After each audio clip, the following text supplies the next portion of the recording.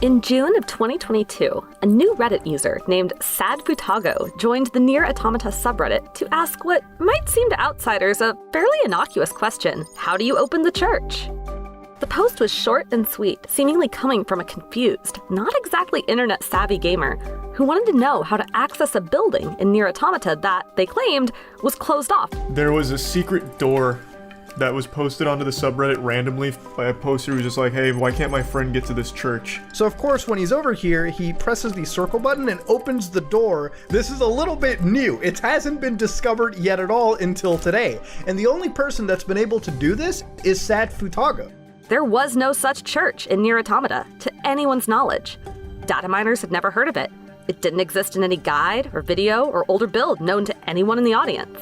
And as more information and later images and clips came out of this location no one had ever seen before, the Nier subreddits, discords, and eventually wider gaming communities went into a frenzy trying to solve the mystery of the never-before-seen church. Every hour or so, we'd refresh his tweet and see the view count, or the views were going up 10,000, 20,000, 300,000. It just exponentially blew up. I was shitting my pants. I woke up and then Wolf was like, did you see the news?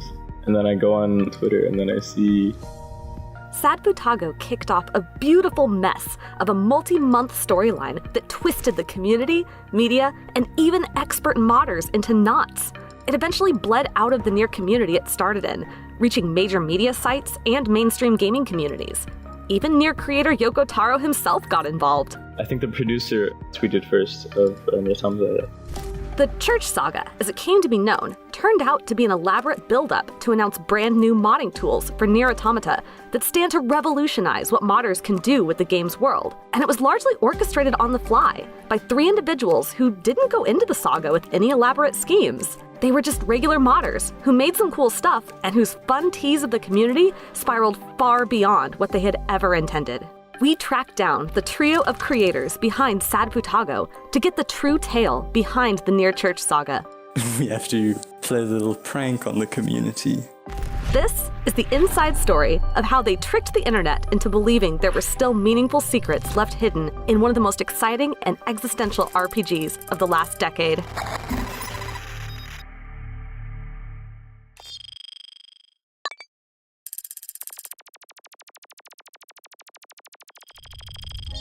The Nier Automata Church Saga was the work of 3 individuals, but it began with just one. Hey, I'm Woeful Wolf, and I'm just a gamer who wanted more from the games I played. So since I was young, I started tinkering with them and seeing what I can break. Woeful Wolf began his modding career years ago with Source Engine games, such as Half-Life 2, and picked up a lot of his programming knowledge from Garry's Mod. Prior to Nier Automata, he had been tinkering around with Skyrim and Fallout, but eventually arrived at the Nier series thanks to his love of JRPGs. He first picked up Nier Automata in 2019, 2 years after its initial release. And while he was having a good time, he began to feel bothered by small details in the game that didn't seem right to him. And in the game, there's a cosmetic item called the Lunatier.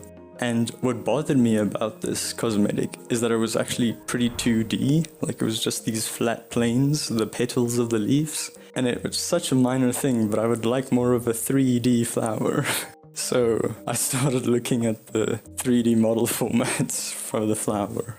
Before Woeful Wolf had even finished a normal playthrough of Nier Automata, he was already tinkering around with modeling program Blender plugins and add-ons to improve the issues he had found. With the help of Bayonetta modder Karilk, he began to create the tools that would eventually form the basis for the church project. So after a few months, managed to start getting first custom models actually displayable in the game without crashing the game, until eventually we have full map control and event systems and everything that we have now, which has led to this whole SadFutago thing. Once he got going, Woeful Wolf largely worked alone on the tools, but would sometimes solicit support from friends in the community when he made an interesting discovery. This is the fate that befell our creators. Enter our second church modder, Devil as Revenge.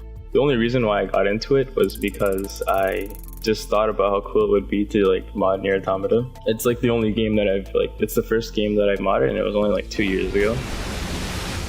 Devila's modding talents were a perfect support for Woeful Wolf. He could take advantage of the tools Woeful made, point out pain points, and stretch their capabilities. Since the two were already friends, it was a no-brainer for Woeful Wolf to reach out to Devila when he got a powerful new set of tools working for Nier Automata.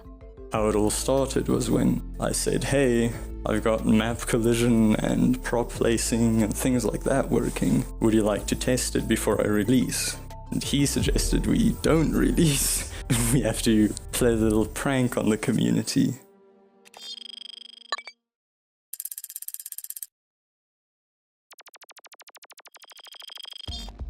Before we get to Wolf and Devila's prank, we first need to understand exactly what was so revolutionary about what they had made.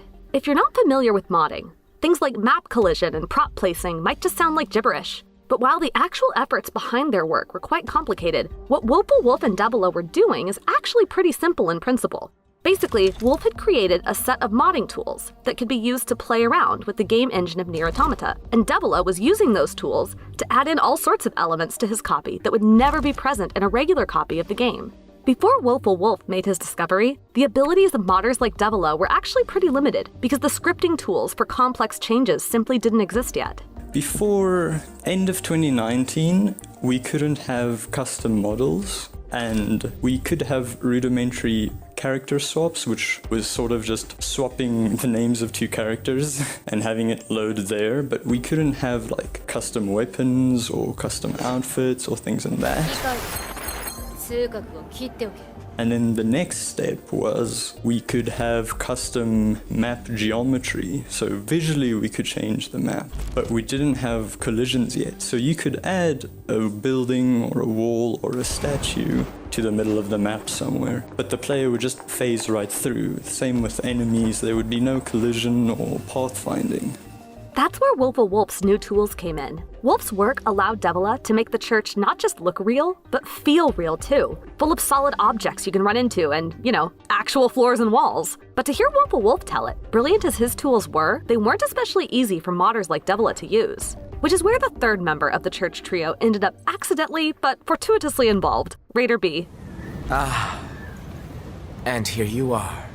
I'm a computer science student from Germany, and I discovered this game, Nier Automata, actually only recently, about half a year ago. And at the beginning of the year, I looked at the modding tools and what there is, and basically started doing simple things, nothing too crazy. Then, I think in April it was, I started experimenting around with a couple of new things that haven't been really done before. Raider's experiments involved, you guessed it, collisions. He eventually got something coded up that eliminated invisible walls in the game, effectively allowing you to go anywhere without restriction. But when he began to let others know he had something in the works, Woeful Wolf and Devila took notice. They reached out to convince him to hold off on releasing his work, but at first, they were coy as to exactly what they had in the works. Looks like he's awake, Devila. So when I joined, I actually didn't really know what the secret was. I only knew that there was a secret, but not what it was. It was only, I think, like in May or something that I started asking when is the secret coming out, that I got more and more involved into the actual work of it.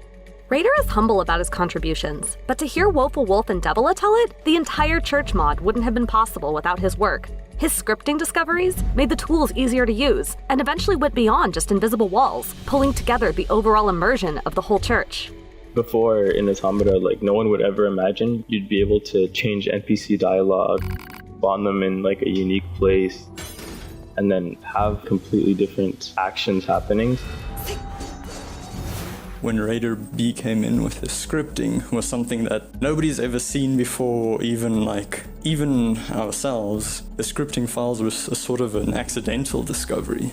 So we didn't even intend, so that's we didn't know where to look in the first place, and started reversing them, and now looking at the scripting things that we've discovered, it'll be hard and there's still a lot of work to do, but I can almost confidently say anything is possible in the game that you see happen in the base game. So we could potentially make custom bosses or even custom quest lines. So Woeful Wolf, Devila, and Raider had made something incredible that would revolutionize Nier Automata modding. And Devila specifically had an unusual plan to unveil it that was exciting enough to warrant holding off the announcement of all these new tools for at least a little while. Devila! I hope you don't regret this.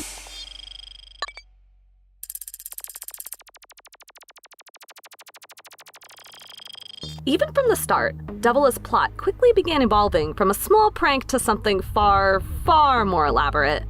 I wanted to start off with like a tiny church. So like I wasn't even gonna make the church myself. I was gonna like grab a model and just throw it somewhere and then just like pretend that it was real as a joke. But then I got a little carried away and we went from like this really tiny church design to this huge hallway and then this big entrance, and then the iconic door was like very secretive. Like it could have just been like a new door we added, but the way I wanted it to be was that it would appear as a secret. So I made it like integrated into the map so that it's technically always there, even if it isn't. No one would think that there's actually a door there. Devila started by just dropping the church into the back of the map, planning to make it look like a hidden, previously undiscovered secret that required glitching into some unused area. It was admittedly a bit of a stretch for people to believe that such an Easter egg might have remained undiscovered in a 5-year-old game, but it certainly wasn't impossible, especially if it was kept simple enough to look like a forgotten fragment of some kind. But the church did not stay simple, not one bit. And then I added like an entire background, and then I added the hallway, and then I just got like so carried away with trying to make it look real, and then trying to like add all these extra stuff that looks like it's part of the game.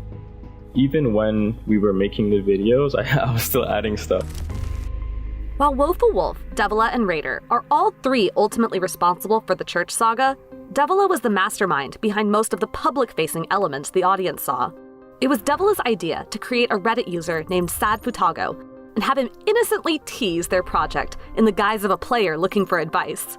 Devila named the alias before Raider joined them as an amalgamation of a synonym for Woeful and Devila's status as the near character twin of Popola, since, in a translation that would be memed excessively by the community, Futago is the Japanese word for twin. Sad Futago started his quest innocently enough with a post to the subreddit Near Fanart asking, "Hello, how do you open the church?" Without context, his query went relatively ignored before he took the same question to the subreddit Near Automata Game and later the much larger Near subreddit. I wanted the Sad Futago character to not really know what Reddit was, so they accidentally posted on like a subreddit with 200 people. It didn't get any traction on purpose. Even if it did though, like that would have been cool. But I was expecting it to not get anything, and then eventually I would move to another subreddit, or I would move to Discord or something, or even Twitter. I did that on purpose, just so that it would look like they didn't know what they were doing, and then they just kept trying. Sad Futago's posts got more traction each time, with members asking the confused player to post screenshots of what he was talking about, as no one had ever heard of such a thing. So he obliged, posting a screenshot of a bunch of pews in a room no one had ever seen before. That's when things began to get serious. Sad Futago posted actual footage.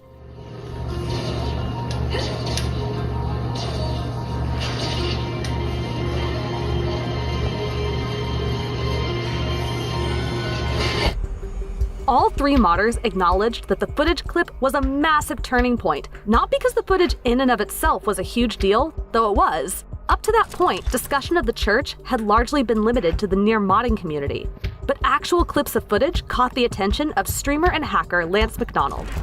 McDonald, who has over 60,000 Twitter followers, tweeted about the strange church, and the tweet exploded. News outlets began writing about it. Curious onlookers flooded the subreddit and the Discord. Sad Futago had officially gone viral. The moment he tweeted it, we would be, while working, every hour or so, we'd refresh his tweet and see the view count, or the views were like going up like 10,000, 20,000, 300,000. It just exponentially blew up. And we were panicking because now we know we have to get serious, but we don't have time. So it was kind of like overwhelming because I didn't think that everyone would come to the modding server. So before that we had like 4,000 and then we had 8,000 now. And like all the channels were getting like filled with all these people that I've never seen before. And the voice chats were so full that we had to make like 4 more. Yeah, so that everyone could go in them. Devila, Woeful Wolf, and Raider were terrified that somewhere in these hundreds of thousands of people, someone would get wise to their secret. But somehow, no one did. Part of it seemed to be because so many modders were convinced such a feat was impossible. Well, many people were convinced that it wasn't part of the game. Basically, all theories were equally as unlikely. It being part of the game was very unlikely because there were no traces of the files in the game. It being a mod was also basically impossible because there were no tools publicly available that could do anything like that, and almost no one has shown anything remotely to that. And I think the third theory was that it was a marketing stunt. But that was also very unlikely because the way it was executed in the beginning, the first few posts were not really a good setup for a viral marketing campaign. Sad Futago continued to post more footage, showing a path behind a mysterious door in the copied city, a long drop down a ladder, a twisted hallway with retracting pillars, and finally, at the end of it, the mysterious church. With each new video, the account showed more and more footage, sparking more questions and analysis from the subreddit, Discord, and general public. Fan art was made, and memes were created that transcended the subreddit and started bleeding onto general gaming Twitter. Multiple articles were written in most major video game publications. And in the midst of it all, an even greater figure latched onto the church saga that none of the trio expected to ever hear from: Nier creator Yoko Taro himself.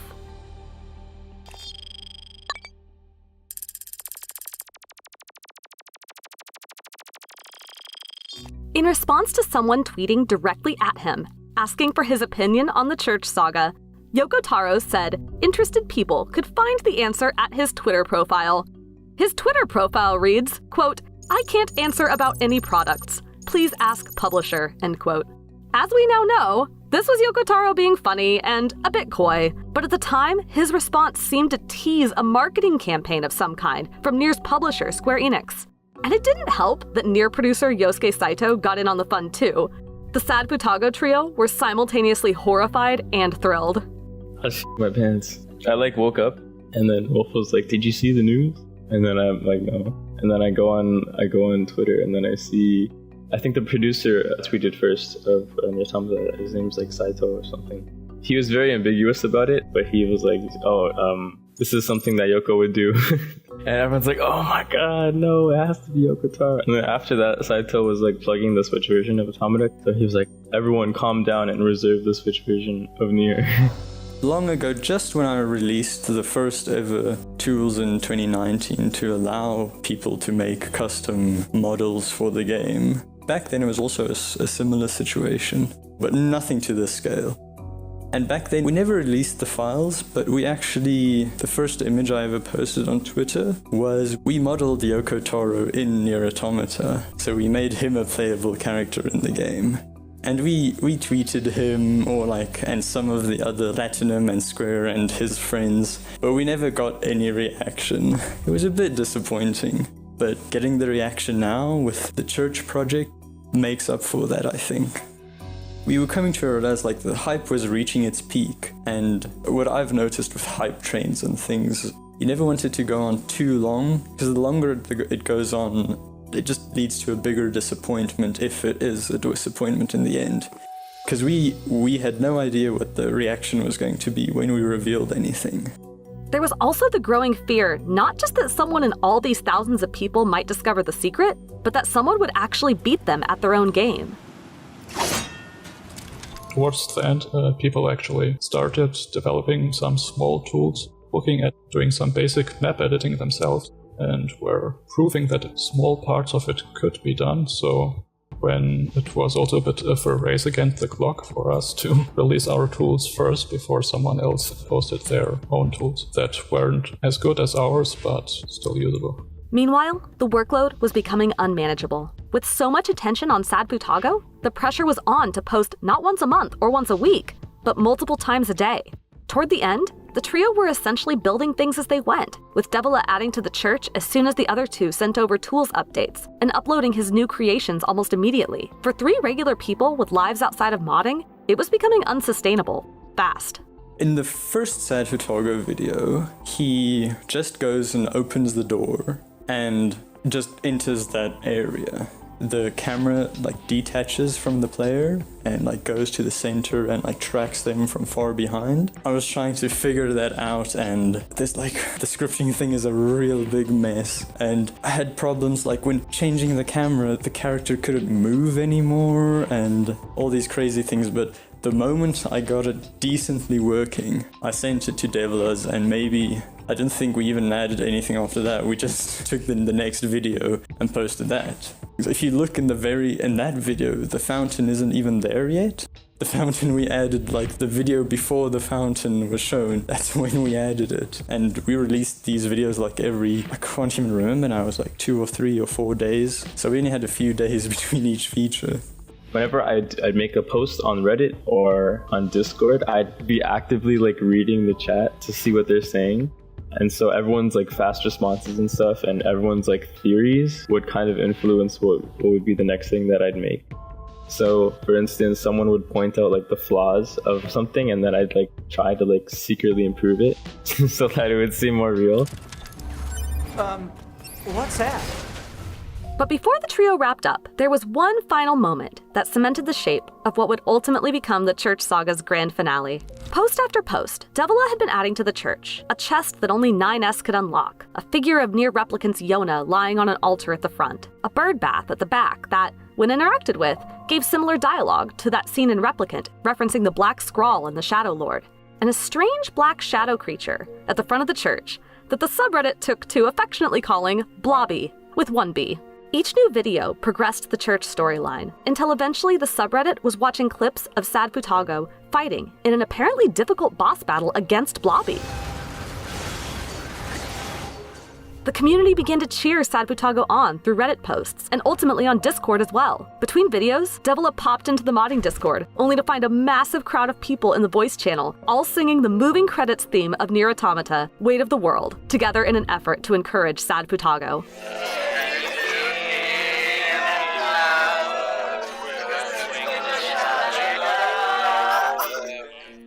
It's so heartfelt, like the community is really amazing. With their creativity with memes and their kindness and support to each other. Just a random stranger who's been keeping a secret from this entire time, who they shouldn't even be trusting. But still, they all come together in song, and I just think it's amazing and heartwarming and makes me so... I don't even know what the words are.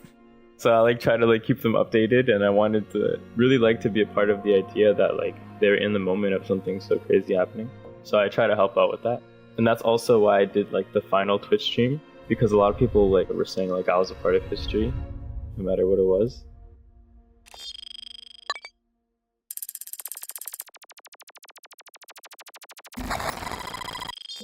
Sad Futago set up his grand finale on July 28, 2022.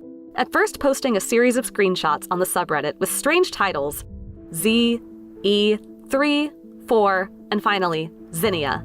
The screenshots appeared to tease a shadowy room Sad Futago hadn't shown before, with shapes reminiscent of the final boss of Drakengard 3. He followed it up with a link to a Twitch stream tagged Ending. The subreddit went nuts. So the finale was in the morning for me. So like, I came back and I heard, okay, the finale is happening, and I literally knew as much as like the fans. We had no planning or no idea of anything what he was going to do that night. The morning we joked and said, Devilas has gone rogue. The final video that I streamed on there, I kind of like made in like an hour. So as soon as I rendered it, that's when I did the live stream. So it was like very last moment, because I had to go on a trip the next day and I had to sleep. So as soon as I rendered it, and I didn't do any like testing either, I like just launched OBS, and then I like try to figure out how to play videos on OBS. And then I launched the live stream and I played it.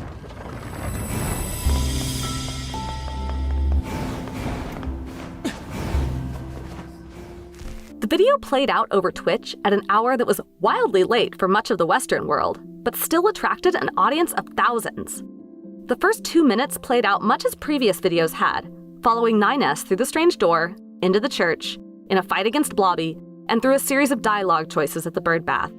But then, 9S was transported into an enormous dim room, decorated with the aforementioned Drakengard forms hanging from the ceiling. Upon examining a lunar tier in the middle, he was sent back to the copied city for a battle with a trio of bosses, ultimately representing the trio behind the whole scheme. The final minutes were a series of title cards thanking the community, apologizing profusely for the misdirects and the, quote, anticlimactic ending, and most importantly, the announcement of the tools and their imminent release for the wider community to use at last. Just as the community was seeing the Twitch reveal, both Raider B and I were also seeing the whole finale for the first time. So we were just as excited and giddy about everything together with the community as we watched it live, which was an amazing experience.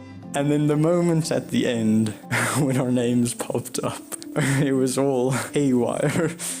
I think had a lot of different emotions when the reveal came, because different people had different expectations. Were excited, some people were disappointed, but I think they were happy about the outcome either way.